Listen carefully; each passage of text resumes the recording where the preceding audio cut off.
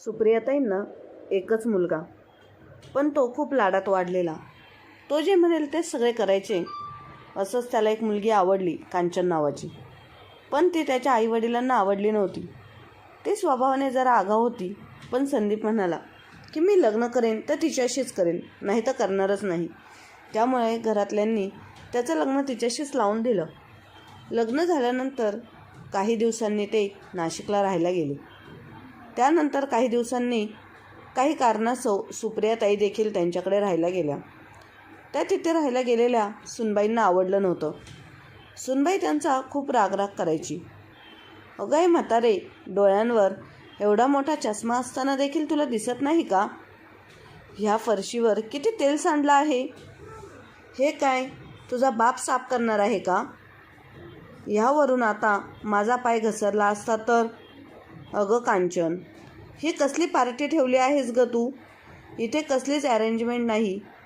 कांचनची मैत्रीण असे बोलताच कांचनला राग आला. ती तिच्या सासूला म्हणाली, अगं म्हातारे, अशी माझ्या तोंडाकडे काय पाहत उभी आहेस? पटकन हे सर्व साफ कर. कांचनची सासू सुप्रियाताई म्हणाल्या, सुनबाई, हे मी साफ नाही करणार तर आणखी कोण करणार आहे? हे बघा, माझ्याशी बोलण्यात वेळ घालवू नका. द्या ते ताट इकडे आणि हे स्वच्छ करा. तुम्हाला दिसत नाही का? सर्व पाहुणे अजूनही इथेच आहेत आणि त्यांची देखरेख करायची सोडून तुम्ही स्वतः जेवत बसणार आहात का? हे असले कसले संस्कार आहेत तुमचे? सुप्रियाताई म्हणाल्या, सुनबाई, तुला तर ठाऊक आहे ना, कालपासून माझा निर्जरी उपवास होता आणि हा उपवास मी तुम्ही सर्वजण सुखी राहावेत यासाठी करते. हे बघ, आता मला भूक सहन होत नाही आणि उपवास सोडण्याची वेळही झाली आहे.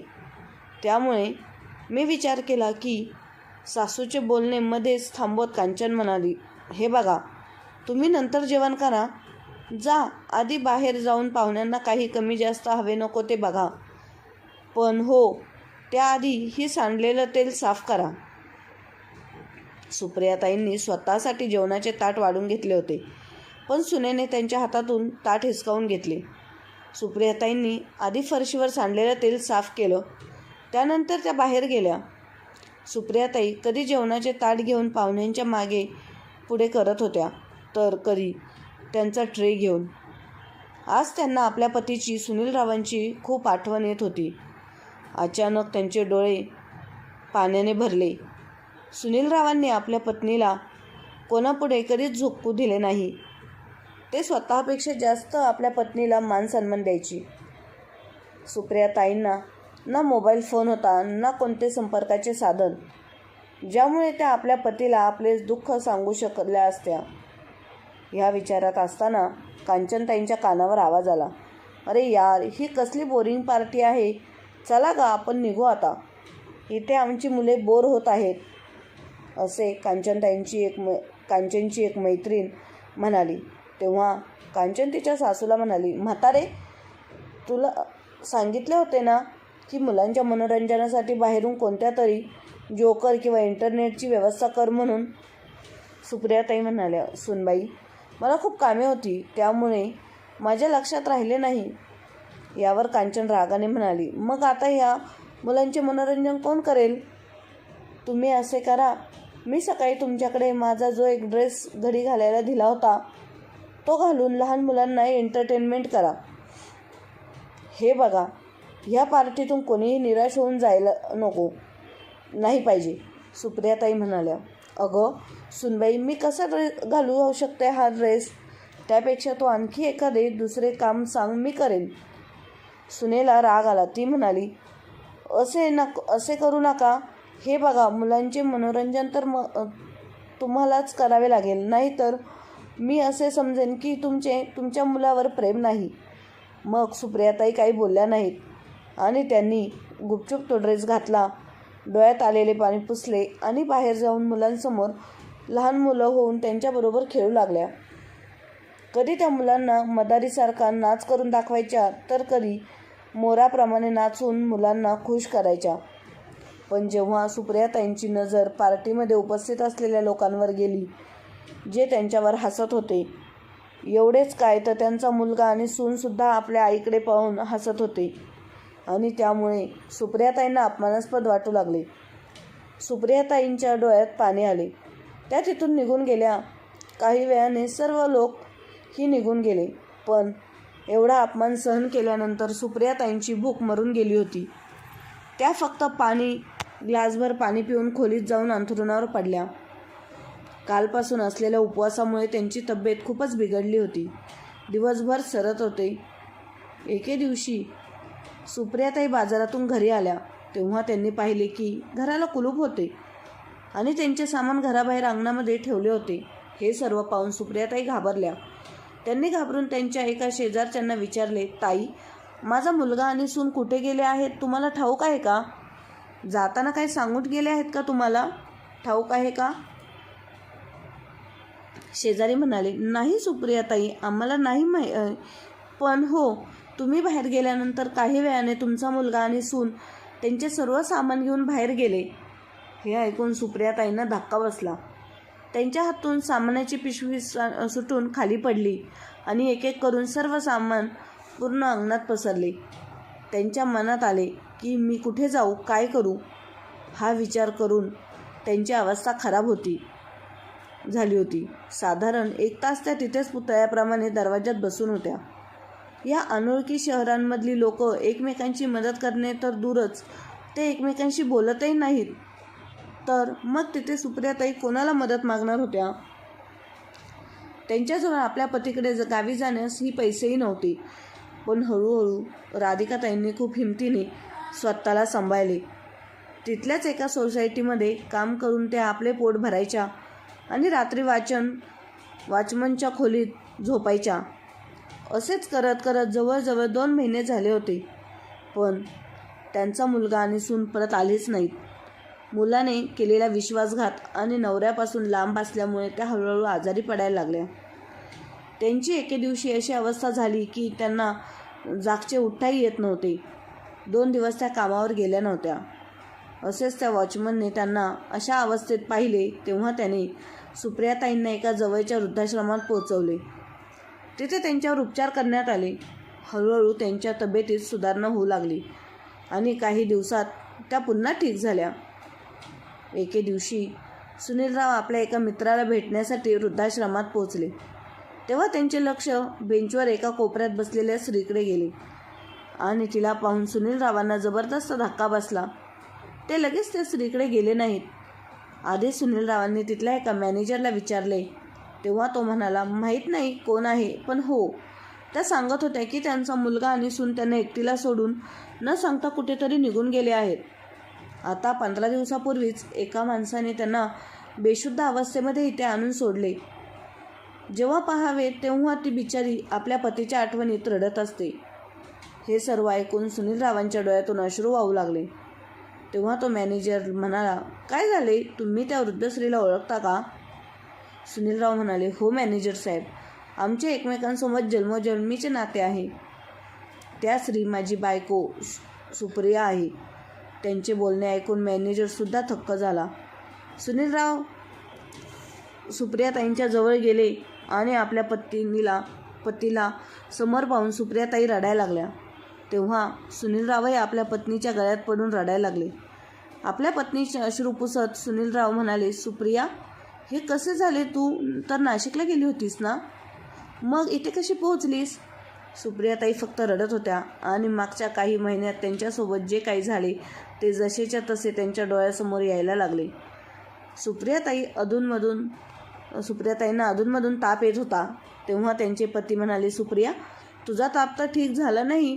मला तर भीती वाटत आहे. ह्या तापामुळे उगाच काहीतरी कमी जास्त झाले तर काय करायचे? मला तर असे वाटते आधी इथून बाहेर गेल्यानंतर एका चांगल्या डॉक्टरला दाखवायला पाहिजे. सुप्रियाताई म्हणाल्या, मला इथे उपचार घ्यायचे नाहीत. खरे तर मी तुमच्यामुळेच इकडे नाशिकमध्ये आले आणि खूप मोठी चूक केली. त्यांना आठवायला लागले. एके दिवशी सुनीलराव सुप्रियाताईंना म्हणाले, अगं सुप्रिया, तू नाशिकला जायला का नको म्हणत आहेस? आपला मुलगा संदीप तर तिथेच राहतो. तिथे राहून तुझ्या तापावर उपचार करता येतील. खरे तर आपल्या मुलाने तुला स्वतः येऊन तिकडे घेऊन गेले पाहिजे. खरंच विचार करण्यासारखी गोष्ट आहे ना. आपण आपल्या मुलाला आपल्याला होणारा त्रास सांगू शकत नाही, ही कसली विडंबना आहे. पण मुले आपली प्रत्येक लहान मोठी मागणी आईवडिलांना मोकळ्या मनाने सांगतात. यावर सुप्रियाताई म्हणाल्या, तुम्ही माझी काळजी करू नका, मी ठीक आहे. आणि तुम्हाला इथे गावी एकट्याला सोडून मी नाशिकला कशी जाऊ? अजून तुमच्या नोकरीचे 10 महिने बाकी आहेत. आणि मग तिकडे सून आणि मुलगा दोघेसुद्धा नोकरी करतात. मग मी तिकडे गेल्यावर दिवसभर एकटी बसून राहू का? तसेही सुनेसोबत तर मी 10 दिवसही राहिली नाही. तुम्हाला ठाऊक आहे ना, संदीपला त्याच्या मर्जीने लग्न करायचे होते. त्याच्यासाठी तो आपले किती मागे लागला होता. म्हणत होता की मी ती शिकलेली नोकरी करणारी मुलगी आहे. तेव्हा फक्त त्याच्या आनंदासाठी आपण लग्नाला हो काय म्हणालो आणि त्याने लगेचच लग्न केले आणि दुसऱ्याच दिवशी बायकोला घेऊनही गेला. कोणास ठाऊक तिचा स्वभाव कसा असेल. सुनीलराव म्हणाले, अगं तुला आपल्या मुलाच्या घरी जायचे आहे आणि जर मुलगा चांगला असेल तर मग सून कशी असो तिचा कसलाच त्रास होत नाही. ह्या दोघांचे बोलणे चालू असताना अचानक त्यांचा मुलगा संदीपचा फोन आला. तेव्हा सुनीलरावांनी त्याला आईच्या तब्येतीबद्दल सांगितले. तेव्हा तो म्हणाला, बाबा मी कधी तुम्हाला इथे यायला मनाई केली आहे? अहो मी तर तुम्हाला अनेकदा सांगितले आहे की तुम्ही दोघे इथे नाशिकला माझ्याकडे कायमची राहायला या. आपण आईला एका चांगल्या दवाखान्यात दाखवू. पण मग तुम्हीच जर माझे काही ऐकत नाही तर मी काय करू? पण लोक तर असा विचार करतील, एकुलत्या एका मुलाचे आईवडिलांकडे लक्ष नाही. हे बघा बाबा, मी तुमचे समजू शकतो. तुम्हाला अजून 10 महिने आहेत रिटायर व्हायला. आणि एक सांगू का बाबा, आई पत्नीचे कर्तव्य तर खूप चांगले निभावत आहे. मग एक आई आणि सासू होण्याचे कर्तव्यसुद्धा तिने निभावले पाहिजे की नाही? अहो इथे आली तर कांचनला देखील तिच्याकडून काहीतरी शिकता येईल. तेव्हा सुनीलराव म्हणाले, मी तुझ्या आईला समजावतो. शेवटी सुनीलरावांनी सुप्रियाताईंना खूप समजावले आणि त्यांना आपल्या मुलाकडे शहरात पाठवले. तिकडे गेल्यानंतर संदीपने आईला डॉक्टरांना दाखवले आणि औषधे घेऊन संदीप म्हणाला, आई तुला इथे स्वतःची काळजी स्वतःला घ्यावी लागेल. कारण आमच्या नोकरीमुळे आम्हाला तुझ्याकडे द्यायला वेळ मिळणार नाही. ना मला वेळ आहे ना कांचनला. खरे तर या गोष्टीची मला खूप वाईट वाटते, पण मी काहीच करू शकत नाही. आई आता तू आली आहेस तर हे भाड्याचे घर देखील घराप्रमाणे वाटत आहे. नाशिकसारख्या शहरामध्ये स्वतःचे घर घेणे हे माझे एक स्वप्न आहे. पण घराच्या किमती पाहिल्यावर असे वाटते की माझे घर घेण्याचे स्वप्नच राहील. आई म्हणाली, असे का म्हणतोस? होतील तुझी सर्व स्वप्ने पूर्ण. देव करो तुझी सर्व स्वप्न पूर्ण होत. आणि बेटा तू माझी काळजी करू नकोस, मी व्यवस्थित राहील. जसे दिवस सरत होते तसे सुप्रियाताईंना सुनीलरावांची काळजी वाटत होती की ते आपल्या बायकोच्या आनंदासाठी हा विरहसुद्धा सहन करण्यास तयार होते. कांचन घरात काही काम करत तर नव्हती, पण सासूला गोड बोलून तिचे कौतुक करून ती सुप्रियाताईंना फूस लावून घरातील सर्व कामे करून घ्यायची. त्यांनाही असे वाटत होते की सून खूप चांगली आहे. एके दिवशी कांचन म्हणाली, आई तुम्ही आजपर्यंत एकदाही आमच्या एकाही मित्रमैत्रिणीला घरी बोलवले नाही. काय करणार, भाड्याचे घर आहे, पण नेहमी दुसऱ्यांच्या घरी पार्टीला जातो. आता तुम्ही आला आहात तर आम्ही असा विचार करत आहोत की एक छोटीशी पार्टी ठेवावी, सर्वांना बोलवावे आणि त्या सर्वांना तुमची भेट करून द्यावी. अशी तुम्हाला काही त्रास होणार नाही ना? तेव्हा सुप्रियाताई हसत म्हणाल्या, अगं नाही सुनबाई, मीही पूर्ण दिवस घरात एकटीच बसून असते. जर घरामध्ये छोटासा कार्यक्रम झाला तर बरे आहे. सून म्हणाली, पण आई हा सुद्धा विचार करायला हवा की पार्टीला 30-40 माणसे तरी येतील. मग तेवढ्या लोकांचे जेवण बनवणे किती अवघड काम आहे. हॉटेलमधून जेवण मागवायचे म्हणाले तर खूप पैसे खर्च होतील. त्यापेक्षा जाऊ देत, आपण नकोच पार्टी करायला. तेव्हा सुप्रियाताई म्हणाल्या, अगं सुनबाई असे का म्हणतेस? हे बघ, मी लग्न करून जेव्हा घरात आले तेव्हा घरची परिस्थिती बेताची होती. तेव्हा मी मेस चालवायचे, त्यामुळे रोज कमीत कमी 30 माणसांचे जेवण एकटी बनवायचे. पण जेव्हा तुझे सासरे नोकरीला लागले तेव्हा मी मेसचे काम बंद केले. अगं आजही तू मला स्वयंपाकात थोडीफार मदत केली तर मी आतासुद्धा एवढ्या लोकांचे जेवण आरामात बनवू शकते. तू बोलावून घे. सासूचे बोलणे ऐकून सून हसायला लागली आणि सुप्रियाताई नेहमीप्रमाणे त्यांची कामे करू लागल्या. कांचनने संदीपला सर्व काही सांगितले. तेव्हा संदीप म्हणाला, कांचन, तुझे खरे आहे, पण असे होऊ नये की आईची तब्येत बिघडेल आणि तुझे काही पैसे वाचवण्याच्या नादात मला हॉस्पिटल आणि औषधांचा खर्च करावा लागेल. मग तेव्हा आपले जास्त पैसे जातील. कांचन म्हणाली, अरे काही नाही होणार, आणि तसेही आपण त्यांना लगेच कुठे डॉक्टरांकडे घेऊन जाणार आहोत. तसे तर तुझ्या आईला काही होणार तर, पण जर काही झालेच तर मी आईला मेडिकलमधून औषधे आणून देईन. 2 दिवसानंतर सुट्टीचा दिवस होता. साधारण 30 लोक पार्टीला येणार होते. सुप्रियाताई पहाटे 5 वाजल्यापासून स्वयंपाकघरामध्ये काम करत होत्या आणि कांचन मात्र निवांत आरामात झोपली होती. जेव्हा स्वयंपाकघरातून भांडे पडल्याचा आवाज आला तेव्हा संदीप येऊन म्हणाला, आई, काय गोंधळ लावला आहेस एवढ्या पहाटे? अगं, कांचन झोपली आहे. एक दिवस तर त्या बिचारीला सुट्टी मिळते आणि तू बरोबर सुट्टीच्या दिवशी लवकर उठून काहीतरी खुटपुट करत असतेस. आणि जर तुझ्याकडून हे जेवण बनवायचे काम होणार नसेल तर तू स्वयंपाकाला हो का म्हणालीस? सुप्रियाताई म्हणाल्या, बेटा माफ कर, हे भांडे चुकून हातातून पडले, पण आता असे होणार नाही. जा तू जाऊन झोप. असे म्हणताच संदीप त्याच्या खोलीत गेला. पण सुप्रियाताई विचार करायला लागल्या की मी तर सून मला स्वयंपाकात मदत करेल म्हणून स्वयंपाक करण्यासाठी तयार झाले होते, पण माझी सून तर निवांत झोपली आहे. मला काय ठाऊक होते किती सर्व काम माझ्या एकटीवर टाकेल. बरोबर बोलतात संदीपचे बाबा. मी हो बोलण्याआधी विचार करत नाही. संध्याकाळपर्यंत सुप्रियाताईंचा सर्व स्वयंपाक तयार होता आणि बनवलेले सर्व पदार्थ त्यांनी टेबलवर आणून ठेवले होते. पण ह्या वयात एवढ्या लोकांचा स्वयंपाक करून त्यांची अवस्था खूप वाईट झाली. सर्व कामे आटोपल्यानंतर सुप्रियाताईंनी त्यांच्या खोलीत जाऊन आराम करण्याचा विचार केला. हळूहळू सर्व पाहुणे यायला लागले. सर्वजण जेवण करत होते. अचानक टेबलवरचे प्लेट संपले. कांचन सुप्रियाताईंना खोलीमध्ये जाऊन म्हणाली, आई, हे काय तुमच्या घरामध्ये हीच पद्धत आहे का? पाहुणे आल्यावर फक्त त्यांच्यासमोर जेवण आणून ठेवा आणि जाऊन झोपा. तिकडे ठेवलेले प्लेट संपले आहेत, ते कोण बघणार? आणि तुम्ही मात्र इथे निवांत झोपले आहात. त्यांना प्लेट आणून द्या. सुनेला सुप्रियाताई काही बोलणार त्याआधीच कांचन तिथून निघून गेली. सुप्रियाताईंनी गुपचूप प्लेट आणून टेबलवर ठेवल्या.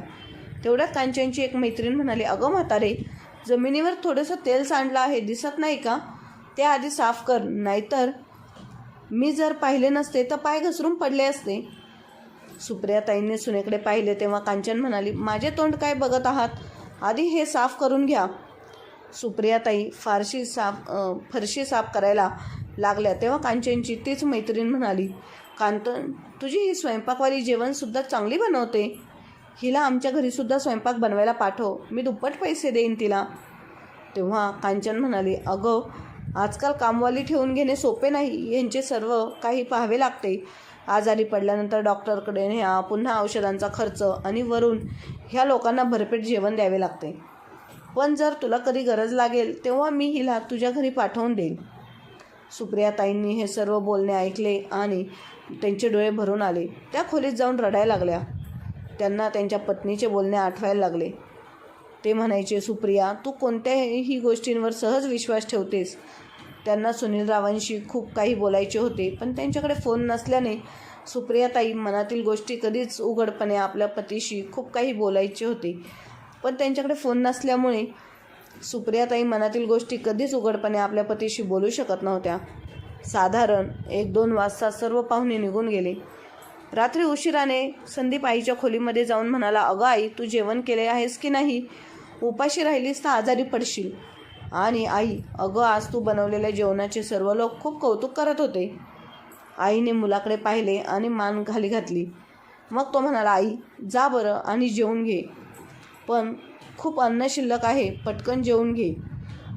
सुप्रियाताई म्हणाल्या, नाही बाळा, मला भूक नाही. तेवढ्यात कांचन आली आणि म्हणाले, आई, माझ्या मैत्रिणींच्या बोलण्याकडे लक्ष देऊ नका. वाईट वाटून घेऊ नका. त्यांना चेष्टा मस्करी करण्याची सवयच आहे. चला, तुम्ही जेवण करून घ्या आणि किचनसुद्धा आवरायचं आहे. मी तुम्हाला मदत करेल. तेव्हा सुप्रियाताई म्हणाल्या, सुनबाई, माझी तब्येत ठीक नाही. उद्या सकाळी आपण दोघी मिळून सर्व आवरू. कांचन म्हणाले, आई, उद्या सोमवार आहे. तुम्ही आरामात घरामध्ये निवांतपणे बसून राहाल, पण मला उद्या ऑफिसला जायचे आहे, त्यामुळे आजच हे सर्व काम संपवून टाका. एवढे बोलून कांचन तिच्या रूममध्ये निघून गेली. ती परत खाली आलीच नाही. रात्री उशिरापर्यंत सुप्रियाताई काम करत होत्या. सर्व कामे संपल्यानंतर त्या आपल्या खोलीत झोपायला निघून गेल्या. इकडे संदीप कांचनला म्हणाला, कांचन, अगं आई थकली असेल. जर असेच चालत राहिले तर आईची तब्येत खराब होईल. मग जो विचार करून आपण आईला इकडे घेऊन आलो आहोत ते होणार नाही. आपली सर्व प्लॅनिंग फ्लॉप होईल. सकाळी जेव्हा सुप्रियाताई झोपेतून उठल्या तेव्हा त्यांनी पाहिले की त्यांच्या पायाजवळ बसून कांचन सासूचे पाय दाबून देत होती आणि सुप्रियाताई तिला पाहून उठून बसल्या आणि आश्चर्याने म्हणाल्या, हे काय करत आहेस सूनबाई? तुझी तब्येत तर ठीक आहे ना? कांचन आपल्या अश्रू पुसत म्हणाली, आई, मला माफ करा. काल माझ्यामुळे तुम्हाला खूप त्रास झाला आणि त्यामुळे काल रात्री संदीप मला खूप रागावला. तो म्हणाला की तू माझ्या आईकडून किती कामं करून घेतेस. मी तिला इथे आराम करण्यासाठी घेऊन आलो होतो. त्यामुळे आई, आजपासून मी काही दिवस काही दिवस कामावर जाणार नाही. मी फक्त तुमची सेवा करणार आहे. जास्तीत जास्त काय होईल, सर्व घराचा भार संदीपवर पडेल. ठीक आहे, काही प्रॉब्लेम नाही. असे बोलल्यानंतर सुप्रियाताई म्हणाल्या, सूनबाई, तू माझ्याबद्दल एवढा विचार करतेस हेच माझ्यासाठी खूप आहे. आपल्या मुलांची कामे करायला आईला काही त्रास होत नाही. फक्त मुलांनी आईशी प्रेमाने वागले पाहिजे आणि थोडीशी इज्जत दिली पाहिजे. आणि यापेक्षा आणखी काय पाहिजे आहे एका आईला? त्या दिवशी तर सुप्रियाताई सुनेवर एवढ्या खुश झाल्या की काल झालेला त्रास त्या पूर्णपणे विसरल्या. असेच दिवस सरत होते. एके दिवशी संध्याकाळी ऑफिसवरून आल्यानंतर संदीप नाराज होऊन सुप्रियाताईजवळ येऊन बसला. तो म्हणाला, आई, आणखी किती दिवस आपण या भाड्याच्या घरात राहणार आहोत? अगं विचार कर, 20,000 रुपये भाडे द्यावे लागते. त्यानंतर किराणा, सामान, लाईट बिल वेगळेच. मला काही समजत नाही. कधी कधी असे वाटते की माझे आयुष्य असेच बिल भरण्यात जाणार आहे. आपले स्वतःचे घर होणारच नाही का? तेव्हा सुप्रियाताई म्हणाल्या, बाळा, तुझ्या बाबांनी गावाकडे एवढे मोठे घर बांधले आहे. संदीप म्हणाला, अगं आई, काय उपयोग आहे त्या गावाकडच्या मोठ्या घराचा? उद्या मुले झाली तर मी काय त्या खेड्यातल्या शाळेत घालणार आहे का माझ्या मुलांना? मी शहराबद्दल बोलतो आहे आणि तू वेगळेच बोलतेस. इथे जर घेतले तर आपण सर्वजण एकत्र राहू. बाबांना देखील इकडेच घेऊन राहू. तुम्ही दोघेही माझ्या नजरेसमोर असाल तर मलाही काळजी वाटणार नाही. सुप्रियाताई म्हणाल्या, तुझे सर्व बरोबर आहे, पण मला सांग, तू घर कसे घेशील? तेवढ्याच संदीप पटकन म्हणाला, कांचन थोडे लोन काढेल आणि थोडेसे लोन मी बँकेतून घेईल आणि बाकीची रक्कम जर तुम्ही बाबांच्या रिटायरमेंटच्या पैशातून केलीस तर आपल्याला फ्लॅट खरेदी करण्यास सोपे जाईल. सुप्रियाताईंना मुलाच्या बोलण्याची भुरळ पडली आणि त्यांनी संदीपच्या मोबाईलवरून आपल्या पतीला फोन लावला. त्या म्हणाल्या की संदीपला घर घेण्यासाठी पैशांची थोडी मदत करा. त्याची खूप इच्छा आहे इथे नाशिकमध्ये घर घेण्याची आणि जर आपलाही विचार करत आहे. पण सुनील रावांनी आपल्या पत्नीला सांगितले की मुलाचे शिक्षण आणि मुलीच्या लग्नामध्ये आधीच खूप लोन घेतले आहेत, त्याचे पैसे देणे बाकी आहे आणि रिटायरमेंटच्या पैशाची बोलत असशील तर अजून मी रिटायर झालेलो नाही. तेव्हा संदीपने आईकडून फोन घेतला आणि म्हणाला, बाबा, तुम्ही आपली गावाकडचं मोठं घर विकून पैसे द्या ना. बाबांनी घर विकण्यास नकार दिला. पण सुप्रियाताई म्हणाल्या की मी आजपर्यंत तुमच्याकडे काहीच मागितले नाही, तेव्हा माझी संदीपला घर घेण्यास पैसे देण्याची ही इच्छा पूर्ण करा. तेव्हा सुनील रावांनी 30 लाख रुपयांची सोय केली आणि बाकीची रक्कम गावाकडचं घर विकून दिले. संदीपने बाबांना सांगितले होते की त्याने खरेदी केलेले हे घर आईच्या नावावर करणार आहे आणि म्हणून एके दिवशी त्याने सुप्रियाताईंना तयार करून रजिस्टर ऑफिसमध्ये घेऊन गेला. तिथे सुप्रियाताईंना का आल्या आहे आणि तिलाही कोर्टात का आणले आहे, त्या कागदपत्रांवर कांचनचे नाव आणि फोटो पाहून सुप्रियाताईंना काही समजेनासे झाले. पण त्यांच्या मुलावर खूप विश्वास होता, त्यामुळे त्या काहीच बोलल्या नाहीत. त्यांचे पती गावाकडे होते. जवळच्याच तालुक्याच्या ठिकाणी ते नोकरी करत होते. त्यामुळे संदीपकडे नाशिकला जाण्यास त्यांना जमत नव्हते. सुप्रियाताई इथे नाशिकमध्ये त्यांच्या आजारावर उपचार करण्यासाठी आल्या होत्या. त्या आपल्या पतीला काही सांगूही शकत नव्हत्या की अखेर हे सर्व काय चालले आहे. 2 महिन्यानंतर जेव्हा संदीप आईला आणि बायकोला घेऊन फ्लॅटवर पोचला तेव्हा सुप्रियाताईंना आश्चर्य वाटले की मुलाने सांगितले होते की 1 BHK घर घ्यायचे आहे आणि हे घर नवीन नाही तर सेकंड हँड आहे. तेवढ्यात कांचन आपल्या सासूला म्हणाली, आई, खाली ही जी खोली आहे ना, ही तुमची आहे. तुम्हाला सारखे सारखे पायऱ्या चढून उतरून त्रास होईल, त्यासाठी तुम्ही खाली इथेच राहा.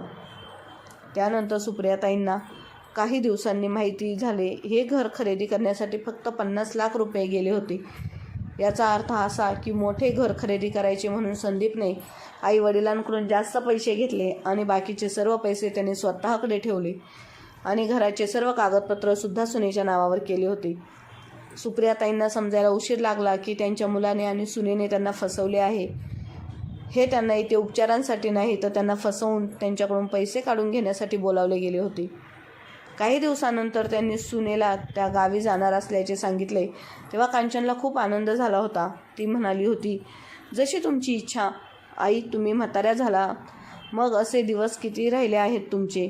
मला असे वाटते तुमची कोणतीही इच्छा अपूर्ण राहता कामा नये.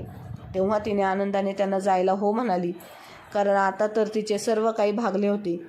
सुप्रियाताई आठवणीतून बाहेर आल्या. वृद्धाश्रमातून घरी गेल्यानंतर सुप्रियाताईंनी सुनीलरावांना त्यांच्यासोबत घडलेला सर्व प्रकार सांगितला. तेव्हा सुनीलराव म्हणाले, तुझ्यासोबत एवढे काही झाले यावर माझा विश्वासच बसत नाही. आपला मुलगा असे काही करू शकतो. एक वेळ सून तुझ्याशी जे काही वागली ते मी समजून घेतले असते, पण आपला मुलगा ही तिला सामील होता. त्यांच्या डोळ्यातून पाणी यायला लागले. आता सुप्रियाताई आपल्या पतीसोबत गावाकडे राहत होत्या, पण त्यांच्या मुलाने त्यांची जी फसवणूक केली होती त्यामुळे ते दोघेही आतून तुटून गेले होते. एके दिवशी सुप्रियाताई आणि सुनीलराव नाशिकला गेले. तेव्हा समोर आई वडिलांना पाहून तो घाबरला. त्याला असे वाटले होते की आपण घर सोडून गेल्यावर आई एकटी पडेल, ह्या अनोळखी शहरात कुठेतरी हरवून जाईल. पण आज त्यांची आई सही सलामत त्याच्यासमोर उभी होती. आईने संदीपला विचारले की अखेर तो आमच्यासोबत अशी फसवणूक काय केली. जर मुलगा आपल्या आईवडिलांना फसवायला लागला तर इतर लोकांवर कसा विश्वास ठेवायचा. तेव्हा संदीप नालायकाप्रमाणे उत्तर दिले, अगं आई, जर कांचनने लोन घेतले असते तर पुढे जाऊन आम्ही यापेक्षा मोठे घर घेण्यासाठी लोन कसे काढू शकलो असतो. आणि दुसरे म्हणजे तिच्या नावावर खरेदी केले म्हणून एवढे काय झाले. आणि तसेही तुम्ही दोघे मेल्यानंतर सर्व काही आमचेच तर होणार आहे. मुलाचे बोलणे ऐकून दोघे पती पत्नी अतिशय दुःखी झाले होते. सुप्रियाताई म्हणाल्या, एका आईला दुःखी करून ह्या जगात कोणीही सुखी राहू शकत नाही. मग तू कसा आरामात राहशील. तुझ्या बायकोने मला किती वाईट वागणूक दिली, पण तरीही मी काही बोलले नाही. पण आज जेव्हा तू माझी फसवणूक केलीस त्याची शिक्षा तर तुला नक्कीच मिळणार आहे. एक लक्षात ठेव, एका आईची हाय कधीच घेऊ नये. असे बोलून ऐकून ते दोघे परत आले. असे दिवस करत होते. काही दिवसांनी सुनेची नोकरी सुटली आणि मुलाचा बिझनेससुद्धा तोट्यात जाऊ लागला. तेव्हा त्याच्यावर घर विकायची वेळ आली आणि त्यानंतर त्याला पूर्वीच्याच भाड्याच्या घरामध्ये राहावे लागले. तेव्हा त्याला आईवडिलांची आठवण आली आणि एके दिवशी तो गावी येऊन म्हणाला, बाबा, मी कर्जामध्ये बुडालो आहे. जर तुम्ही लोक मला काही मदत करू शकाल तर तुमचे खूप उपकार होतील. तेव्हा सुप्रियाताईंनी त्याला स्पष्ट शब्दांमध्ये नकार दिला. त्या म्हणाल्या, बाळा, जेव्हा दूध पिताना तोंड पोळते तेव्हा ताकही फुंकून प्यावे लागते. तू माझ्याबरोबर जी फसवणूक केलीस आणि तुझी बायको माझ्याबरोबर जे वागली ते कधीच विसरू शकत नाही. अरे, आम्ही मेल्यानंतर ही प्रॉपर्टी आमच्यासोबत घेऊन जाणार होतो का. एवढा उत्तावेळ का झालास. अरे, हे सर्व काही होते ते तुझेच तर होणार होते. त्यामुळे तुला आईची फसवणूक करायची काय गरज होती. तुला दुसऱ्या कोणाची नाही तर माझीच हाय लागली आहे. सुनीलराव म्हणाले, संदीप, तुझ्या लक्षात आहे तू 6 महिन्यांपूर्वी किती गोडगोड बोलून आपल्या आईला स्वप्न दाखवून तुझ्याकडे बोलावून घेतले होते. पण तू आणि तुझ्या बायकोने सुप्रियाला किती वाईट वागणूक दिली. असो, मला त्या जुन्या गोष्टींबद्दल काहीच बोलायचे नाही. पण तुला आता शेवटचे एवढेच बोलायचे आहे की पुन्हा इकडे कधी येऊ नकोस आणि आम्हाला कधी फोनही करू नकोस. आणि हो, गावाकडची सगळी प्रॉपर्टी आम्ही तुझ्या बहिणीच्या नावावर केली आहे आणि आजपासून तुझा आणि आमचा काहीही संबंध नाही. असे म्हणून सुनीलरावांनी संदीपला आणि त्याच्या बायकोला घराबाहेर काढले आणि दरवाजा लावून घेतला. संदीप तिथेच दरवाजाला टेकून बसला होता. त्याला वाटले होते की आई दरवाजा उघडेल आणि त्याला माफ करेल.